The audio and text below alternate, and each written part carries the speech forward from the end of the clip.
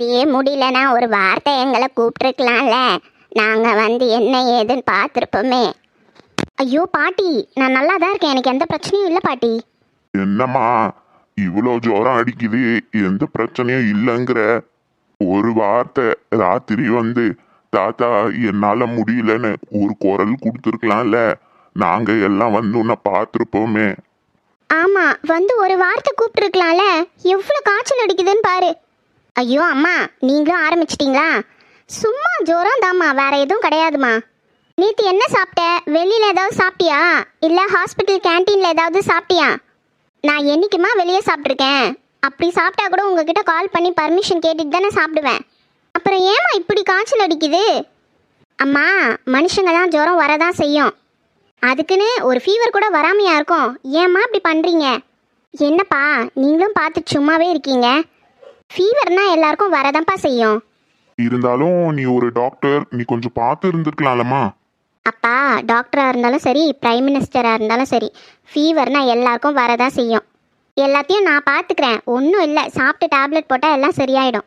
அம்மா, எனக்கு ஒரு 2 இட்லி மட்டும் எடுத்துகிட்டு வாங்க, நான் சாப்பிட்டு டேப்லெட் போட்டுக்கிறேன். ஈவினிங்குள்ளே என் ஜுரம்லாம் காணாமல் போயிடும், போதுமா? ஆமாம் கவிதா, 2 இட்லி எடுத்துன்னு வந்து கொடு, பிள்ளை சாப்பிட்டுட்டு மாத்திரையை போடட்டும். சாப்பிட்டுட்டு கொஞ்ச நேரம் படுமா, உடம்பு அசதி எல்லாம் பறந்து போயிடும். சரிங்க தாத்தா, நீங்கள் போய் ரெஸ்ட் எடுங்க, போங்க. எவ்வளோ நேரம் இங்கேயே நின்றுட்டே இருக்கீங்க? நீங்கள் போங்க, நான் பார்த்துக்கிறேன்.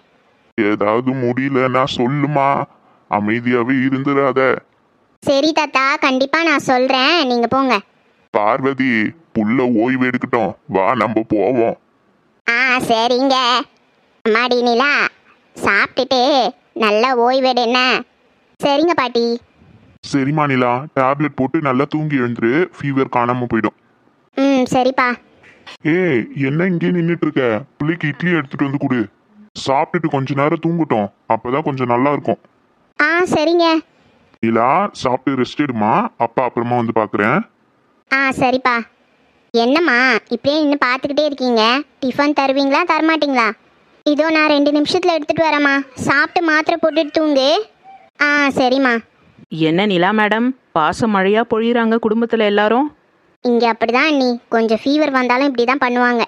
ஆமாம், நேற்றெல்லாம் நல்லா தானே இருந்தேன், இன்னைக்கு என்ன ஃபீவரு?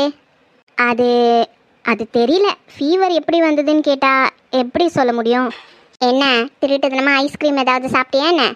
அதெல்லாம் இல்லை அண்ணி. கிருத்திகா, ஆ சொல்லுங்கக்கா. இப்போ இவங்களோட டர்ன் முடிஞ்சிருச்சா? இன்னும் நிலாவோட அண்ணன் வரல.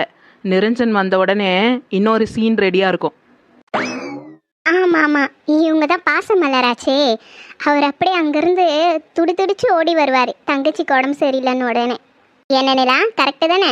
அப்படியெல்லாம் ஒன்றும் இல்லை. நீங்கள் எதுக்கு இப்போ என்ன கிண்டல் பண்ணிகிட்ருக்கீங்க? சும்மா சொன்னோம். சரி சரி, அத்தை இட்லி எடுத்துகிட்டு வந்தாங்கன்னா சாப்பிட்டு டேப்லெட் போட்டு கொஞ்ச நேரம் தூங்கி எழுந்துரு. நாங்கள் அப்புறமா வந்து உன்னை மீட் பண்ணுறோம். ஆ சரிங்க அண்ணி. எல்லாம் என்னாச்சுன்னு கேட்குறாங்க. உண்மையை சொன்னான்னா நம்புவாங்களா? இல்லை அப்படி நம்பினாலும் இதுக்கு மேலே இந்த ஊரில் நம்மளை இருக்க விடுவாங்களா? இல்லை, யார்கிட்டேயும் இந்த உண்மையை சொல்லக்கூடாது, அப்புறம் நம்ம இந்த வீட்டிலே இருக்க முடியாது. நிலாக்கா, எப்படி இருக்கீங்க? ஏய் தேன்மொழி, எப்படி இருக்க?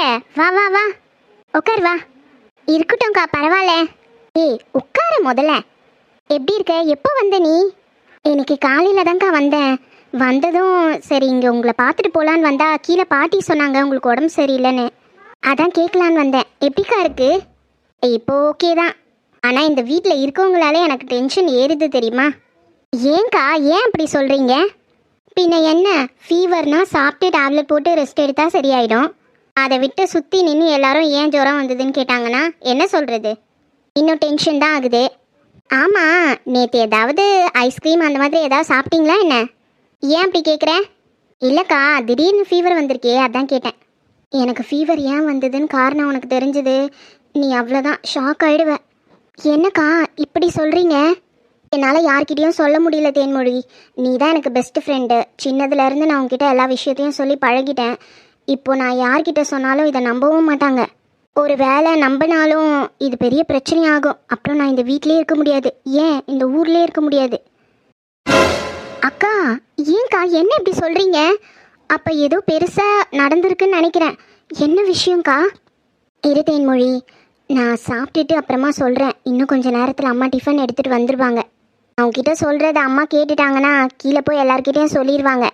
அதனால் நான் உங்ககிட்ட தனியாக சொல்கிறேன். மொட்டை மாடியில் ஒரு குட்டி ரூம் இருக்குது பார்த்தியா, அங்கே போய் நம்ம பேசுவோம். அங்கே தான் யாரும் அவ்வளோ சீக்கிரம் வரமாட்டாங்க. வந்தாலும் அவங்க ஸ்டெப்ஸ் ஏறும்போது சவுண்ட் கேட்கும். அதை வச்சு நம்ம பேசுகிறத நிறுத்திடலாம். சரிக்கா, நீங்கள் ஃபஸ்ட்டு சாப்பிட்டு ரெஸ்ட் எடுங்க, அப்புறமா வேணால் சொல்லுங்கள். இல்லை தேன்மொழி, நான் யார்கிட்டயாச்சும் சொல்லியே ஆகணும், இல்லைனா என் தலையே வெடிச்சிடும். அது மட்டும் இல்லை, எனக்கு இன்னும் பயம் வேற டபுள் மடங்கு அதிகமாகும். நீங்கள் சொல்கிறதெல்லாம் பார்த்தா எனக்கு பயமாக இருக்குக்கா. சரிக்கா, நீங்கள் முதல்ல சாப்பிட்டு டேப்லெட் போடுங்க, நான் வேணால் வெளியில் வெயிட் பண்ணுறேன். இல்லை நீயும் இங்கேயே இரு, நீயும் சாப்பிடு என் கூட. அக்கா, நான் இப்போ தான் அம்மா வீட்டில் தோசை செஞ்சு கொடுத்தாங்க, சாப்பிட்டு வந்தேன். சரி, அப்படின்னா நான் உனக்கு காஃபி ஜூஸ் ஏதாவது எடுத்துகிட்டு வர சொல்கிறேன், என் கூடவே இரு. சரிக்கா. அக்கா, என்னக்கா சொல்கிறீங்க?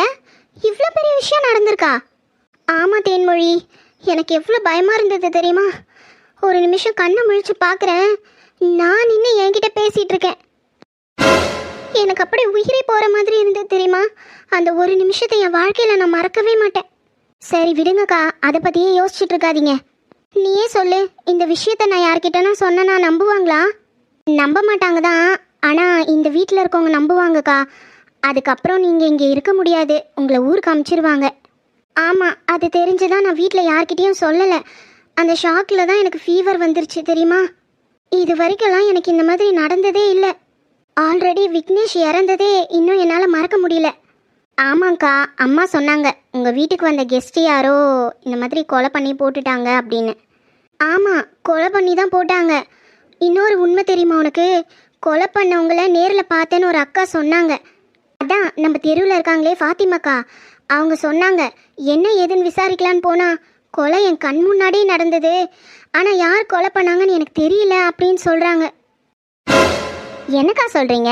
கொலையை பார்த்தாங்க, ஆனால் கொலை பண்ணது யாருன்னு தெரியலையா? ஆமாம் தேன்மொழி, அவங்க கொலையை பார்த்துருக்காங்க, ஆனால் கொலை பண்ணது யாருன்னு அவங்க கண்ணுக்கே தெரியலையா. ஏதோ விக்னேஷ் காலை பிடிச்சி தரன்னு இழுத்துட்டு போய் கழுத்தை நெரிச்சு கொன்ன மாதிரி இருந்ததுன்னு சொன்னாங்க. அந்த அக்கா கண்ணுக்கு தெளிவாக தெரிஞ்ச விக்னேஷ், ஆனால் கொலை பண்ணவங்க யாருன்னு அந்த அக்கா கண்ணுக்கு தெரியாமல் இருக்கு பார்த்தியா? அதுதான் எனக்கு இருக்கிறதுலே பெரிய ஷாக்கு. ஆனால் ஒன்று மட்டும் தெரியுது, இந்த ஊரில் ஏதோ தப்பாக நடக்குது. நிலாக்கா, நான் சொல்கிறேன், தப்பாக நினச்சிக்க மாட்டிங்களே? சொல்லு தேனு. அக்கா, இந்த ஊருக்குள்ளே எதுவும் தப்பாக நடக்கலக்கா. உங்கள் வீட்டு பின்னாடி அந்த பாழடைஞ்ச வீடு இருக்குது பார்த்தீங்களா? எனக்கு தெரிஞ்சு அங்கேருந்து தான் ஏதோ ஒன்று வந்திருக்குன்னு நினைக்கிறேன். என்ன சொல்கிற தேன்மொழி? ஆமாங்க்கா, இந்த விஷயம் இப்போ இல்லை, இதுக்கு முன்னாடி ஒரு முறை நடந்திருக்குன்னு எனக்கு சொல்லி நான் கேள்விப்பட்டிருக்கேன். என்ன சொல்கிற? எனக்கு புரியல. அக்கா, உங்கள் சித்தப்பா ஒருத்தர் சூசைட் பண்ணி இறந்து போயிட்டாருன்னு உங்கள் வீட்டில் சொல்லியிருக்காங்களா? ஆமாம், சொல்லியிருக்காங்க. அவர் ஏதோ தூக்கு மாட்டி இறந்துட்டாருன்னு கேள்விப்பட்டேன். ஆமாங்க்கா, அவர் இறந்து ஒரு வாரத்துக்குள்ளே நம்ம ஊருக்குள்ளே ஒரு டெத்து நடந்ததாகவும், அதுவும் இப்படி தான் அமானுஷமாக நடந்ததா ஒரு பாட்டி என்கிட்ட சொன்னாங்க. என்ன தேனே இப்படி சொல்கிற? நான் உண்மையாதான்க்கா சொல்கிறேன், அந்த பாட்டி என்கிட்ட அப்படி தான் சொன்னாங்க. அது மட்டும் இல்லைக்கா, அவர் எப்படி இறந்தாருன்னு அந்த பாட்டி சொன்னாங்களோ அதே மாதிரி தான் உங்கள் வீட்டுக்கு வந்த விக்னேஷும் இறந்துருக்காரு. ஏன்னா அவர் இறந்ததை கண்ணால் பார்த்தது அந்த பாட்டி தான். அப்போது அவங்க கண்ணுக்கு எதுவும் தெரியல அப்படின்னு சொன்னாங்க. இதே காட்சியை தான் இந்த ஃபாத்திமாக்காவும் பார்த்துருக்காங்க. நீ சொல்கிறத வச்சு பார்த்தா 2 கொலையும் ஒரே ஆள் தான் பண்ணியிருப்பாங்கன்னு நினைக்கிறேன். ஆனால் அவங்க யாராக இருக்கும்? எனக்கு தெரிஞ்சு அவங்கெல்லாம் கிடையாதுக்கா. அதுனா எதை சொல்ல வர? எனக்கு தெரிஞ்சு இது ஒரு ஆத்மாவோட வேலையாக இருக்கலாம். ஏன் அப்படி சொல்கிற? அக்கா, மனுஷங்க கொலை பண்ணவங்க யாருன்னு கண்டிப்பாக கண்டுபிடிக்க முடியும். நீங்கள் சொல்கிறத வச்சு பார்த்தா இந்த கொலையில் எந்த தடயமும் கிடச்சிருக்காதுன்னு நான் நினைக்கிறேன். ஆமாம், நீ சொல்கிறது கரெக்டு தான் தேனு. அண்ணா கூட இதே தான் சொன்னான், ஒரே ஒரு தடயம் கூட கிடைக்கலன்னு. அப்போ இதிலேருந்தே உங்களுக்கு தெரியலையா? பல வருஷத்துக்கு முன்னாடி இந்த கொலை தொடர ஆரம்பிச்சிருக்கு. ஆனால் ஏதோ ஒரு பெரிய காரணத்தால் இது அப்படியே ஸ்டாப் ஆகிருக்கு. இப்போ இந்த கொலை தொடருது. நான் சொல்கிறது கரெக்டுனா இது இதோட முடியாதுக்கா. இன்னும் தொடர்ந்து கொலைலாம் நடந்துகிட்டே தான் இருக்கும். நீ வேற இப்படி சொல்கிறதேன்னு எனக்கே ஆல்ரெடி பயமாக இருக்குது. ஐயோ அக்கா, நீங்கள் பயப்படணும்னு நான் இதை சொல்லலை, ஆனால் உண்மை இதுதான்க்கா. எனக்கு புரிஞ்ச வரைக்கும் இதுதான் தோணுது. அப்போ என் வீட்டில் இருக்கவங்களுக்கு ஆபத்துன்னு சொல்றியா? பல வருஷத்துக்கு முன்னாடி இறந்து போனவர் உங்கள் வீட்டோட ஆளே இல்லைக்கா. அவருக்கும் உங்கள் வீட்டுக்கும் எந்த விதமான சம்மந்தமும் இல்லை. இதை வச்சு பார்த்தா கண்டிப்பாக இந்த ஊருக்குள்ளே இருக்கிறவங்க தான் சாகணும். அப்போது இந்த ஊருக்காரங்களுக்கும் அந்த ஆத்மாக்கும் ஏதாவது சம்மந்தம் இருக்கும். முதல்ல அதை கண்டுபிடிக்கணும்க்கா. அப்போ தான் இனிமேல் எந்த கொலையும் நடக்காத மாதிரி நம்ம பார்த்துக்க முடியும். அப்படி இல்லைன்னா உயிர் பலி ஆகிறத கண்டிப்பாக தடுக்க முடியாது. நீ சொல்கிறத பார்த்தா எனக்கு பயம் ஏறிட்டே போகுது. எனக்கு தெரிஞ்சு நீங்கள் நைட்டு பார்த்தது ஒரு கனவாக இருக்கலாம். அப்படி உண்மையாக இருக்கும் பட்சத்தில் அந்த ஆத்மாவே உங்ககிட்ட ஏதோ சொல்கிறதுக்கு வந்திருக்கலாம். ஏய் தேனு, என்னடி என்னையே பயன்படுத்திட்டு இருக்க? நீ சொல்கிறதெல்லாம் பார்த்தா எனக்கு ஷாக்கில் ஹார்ட் அட்டாக்கே வந்துடும். இல்லைக்கா, நான் சொல்கிறது உண்மைதான். அந்த ஆத்மா எல்லார் உயிரையும் எடுக்குதுன்னா அதுக்கான ரீசனை கண்டிப்பாக அது எங்கேயாச்சும் சொல்லும். ஒரு வேளை அது உங்ககிட்ட சொல்கிறதுக்கு ட்ரை பண்ணியிருக்கலாம்ல. அப்போ கூட அது என்கிட்ட ஏன் சொல்லணும்? அதுவும் என் உருவத்திலே வந்து அது என்னை மீட் பண்ணுதுன்னா ஒரு வேளை உங்களுக்கும் அந்த விஷயத்துக்கும் ஏதாவது சம்மந்தம் இருக்கலாம்க்கா. ஏன் தேனு, நீ சொல்கிற கொலை நடக்கிறப்பெல்லாம் நான் பிறந்திருப்பேனா இல்லையானே எனக்கு தெரியாது. அப்புறம் எப்படி அந்த விஷயத்துக்கும் எனக்கும் சம்மந்தம் இருக்கும்? அப்புறம் எதுக்குக்கா அந்த ஆத்மா உங்களோட ரூபத்திலே வந்து உங்களை நின்று பார்த்துக்கிட்டு இருந்தது? இதுலேருந்து என்ன தெரியுது? நடந்த உண்மைலாம் உங்களால் கண்டுபிடிக்க முடியும்னு அதை உணர்த்திட்டு போகுது. நீ சொல்கிறதெல்லாம் பார்த்தா இந்த வீட்டில் இல்லை, இந்த ஊருக்குள்ளே இருக்கவே எனக்கு பயமாக இருக்குது. அக்கா, இதெல்லாம் கண்டுபிடிச்சாதான் இந்த ஊரில் இருக்கவங்கள நம்மளால் காப்பாற்ற முடியும். இல்லைன்னா ஊரே சுடுகாடாக போயிடும். நான் வேணா உங்களுக்கு ஹெல்ப் பண்ணுறேங்க்கா. என்ன விஷயம் நடந்ததுன்னு கண்டுபிடிப்போம். எங்கள் அம்மா சொல்லியிருக்காங்க, உங்கள் வீட்டுக்கு பின்னாடி இருக்குல்ல ஒரு பாழடைஞ்ச வீடு, அந்த பக்கம் போனால் ஏதோ சத்தம் வரும், யாரோ கூப்பிடுவாங்கன்னு. காப்பாற்று காப்பாற்றுன்னு யாரோ கத்துற மாதிரி இருக்கும்னு சொல்லுவாங்க. ஆனால் இப்போ அந்த சத்தம்லாம் நின்றுடுச்சுன்னு சொல்கிறாங்க. அது மட்டும் இல்லை, முந்தானேத்து எங்கள் அம்மாவோட சொந்தக்காரர் ஒருத்தர் அந்த பக்கம் போயிருக்காரு. அங்கே ஒரு ஆம்பளையும் பொம்பளையும் சிரிச்சிட்டு இருக்க மாதிரி சத்தம் கேட்டிருக்குக்கா. ஆனால் மனுஷங்க சிரித்த மாதிரி இல்லைன்னு அவர் சொல்கிறாரு. இதிலேருந்து எனக்கு ஒன்று மட்டும் நல்லா தெரியுது. அங்கே யாரோ அடைப்பட்டு இருந்திருக்காங்க. அவங்க இப்போ விடுதலை ஆயிட்டாங்க. ஒரு வேளை அவங்களால கூட இந்த கொலையெல்லாம் நடக்கலாம். முதல்ல அந்த வீட்டோட ரகசியத்தை தெரிஞ்சுக்கோங்கக்கா. அப்போ தான் எல்லாத்தையும் கண்டுபிடிக்க முடியும். எனக்கு தெரிஞ்சு அந்த வீட்டுக்குள்ளே தான் ஏதோ ஒரு விஷயம் நடந்திருக்கும்னு நினைக்கிறேன். என்ன, பல வருஷத்துக்கு அப்புறம் அண்ணனும் தம்பியும் என்னை பார்க்க வந்திருக்கீங்க. அப்ப கண்டிப்பா ஏதாவது பிரச்சனையா தான் இருக்கும்.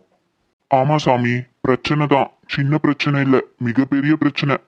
தெரியுது, உங்க முகத்தை பார்த்தாலே தெரியுது. சாமி, ஒரு வேளை அது வெளியே வந்துட்டு இருக்குமோ? அந்த சந்தேகமே உனக்கு தேவையில்லை, அது கண்டிப்பா வெளியே வந்துருச்சு.